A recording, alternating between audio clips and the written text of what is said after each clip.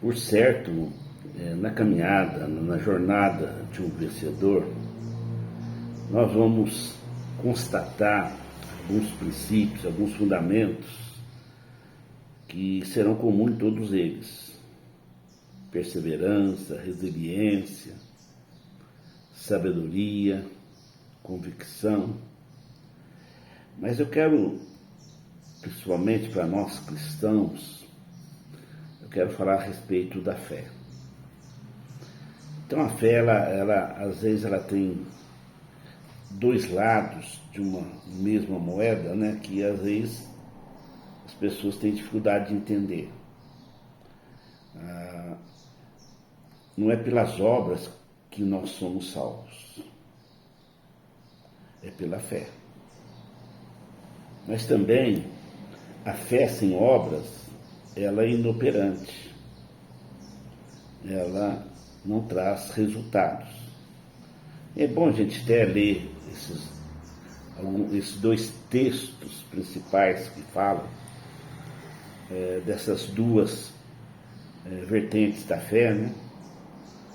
Primeiro lá Efésios 2, 8 a 9, né? O 8 e o 9 diz: pela fé sois salvos. Aliás, pela graça sois salvos, mediante a fé. Isso não vem de vós, é dom de Deus, não de obras para que ninguém se glorie. Então a salvação não é pela obra, é pela graça de Deus, para aquele que tem fé. Mas também lá o apóstolo Tiago, ele nos fala no capítulo 2, verso 17, diz assim: assim também a fé, se não tiver obras, por si só está morta. Mas alguém dirá: tu tens fé e eu tenho obras. Mostra-me essa tua fé sem as obras, e eu com as obras te mostrarei a minha fé. Crês tu que Deus é um só, fazes bem, até os demônios creem e tremem. Queres, pois, ficar certo, homem insensato, de que a fé sem as obras é inoperante? Então, aqui nos aponta esses dois lados, né? Então, as obras também expressam o valor da fé.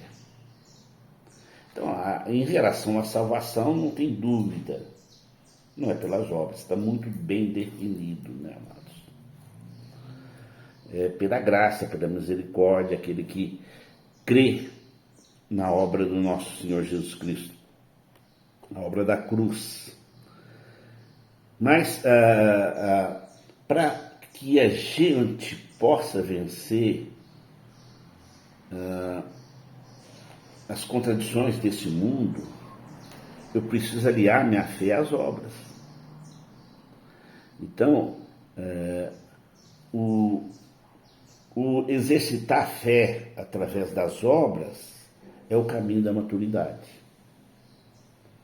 Então eu quero dizer que na nossa jornada da vida, nós passamos por momentos de euforia, às vezes, de um alto nível de motivação, mas também passamos por momentos de apatia, de desalento.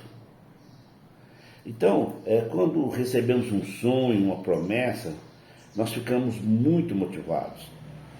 Então esse sonho, quando nós iniciamos a lutar por ele, o nível de vibração, de motivação é muito alto. E a questão, a imaginação da sua concretização nos leva a avançar. Mas se no meio da jornada, ou em algum ponto de jornada, se varia de um para outro, essa força vai diluindo.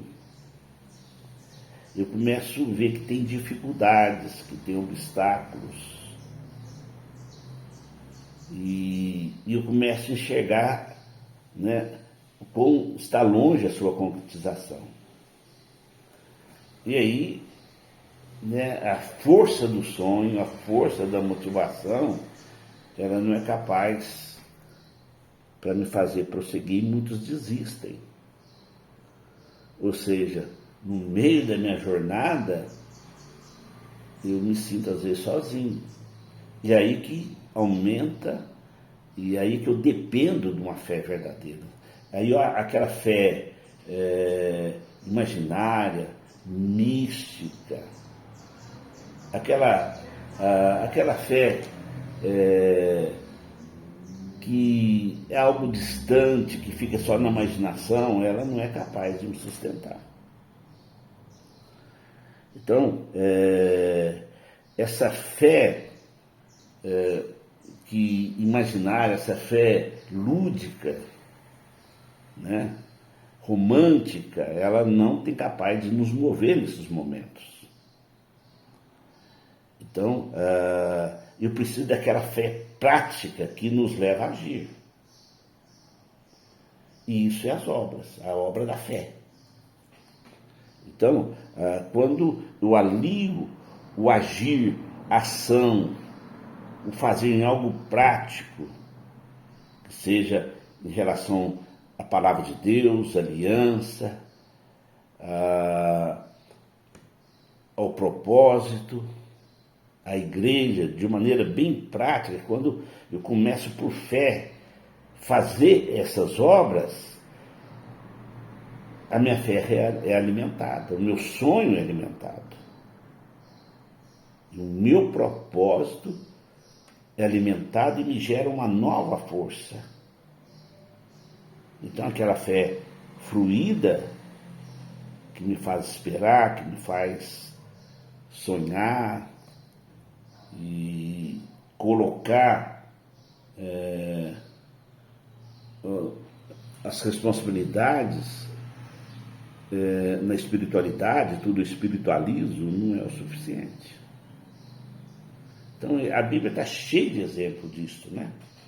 Então você pega aí a entrada do povo de Deus na terra prometida. Primeiro eles se tornam escravos, os recebem de uma maneira milagrosa, né?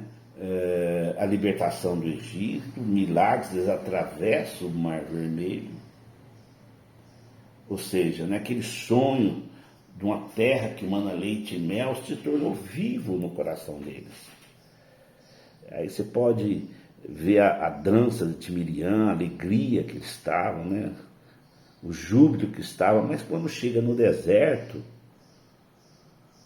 então quando ali eles são confrontados com as dificuldades, com as suas próprias fraquezas, com os seus próprios limites, muitos decidem desistir. Queria voltar para o Egito, né, queridos? Ele se levanta contra a liderança de Moisés e 40 dias que Moisés fica distante, eles trocam o seu Deus. Pega um bezerro de ouro. Então, muitas vezes, amado, muita gente troca, né, queridos?